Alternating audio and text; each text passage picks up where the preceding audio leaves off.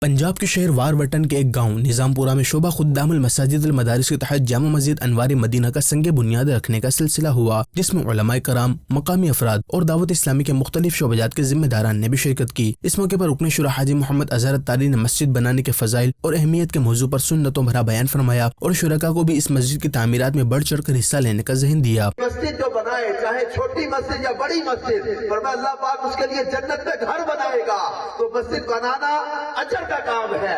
جتنے لوگ مسجد بنانے کے کام میں شامل ہوتے ہیں، اللہ سب کو وہ ثواب عطا فرماتا ہے جو مسجد بنانے کی فضیلت بیان کی گئی ہے۔ بیان کے بعد رکن شورا نے سادات کرام کے ہاتھوں مسجد کے تعمیراتی کاموں کے آغاز کے لیے اینٹیں لگوا کر سنگ بنیاد رکھا اور دعا بھی کروائی۔ اس حوالے سے مبلغ دعوت اسلامی نے مدنی خبروں کو بتایا۔ یہ مسجد واربٹن شہر کے محلہ نظام پورہ میں یہ قائم انشاءاللہ ہوگی۔ اس کی تعمیرات کا سلسلہ شروع ہو چکا ہے۔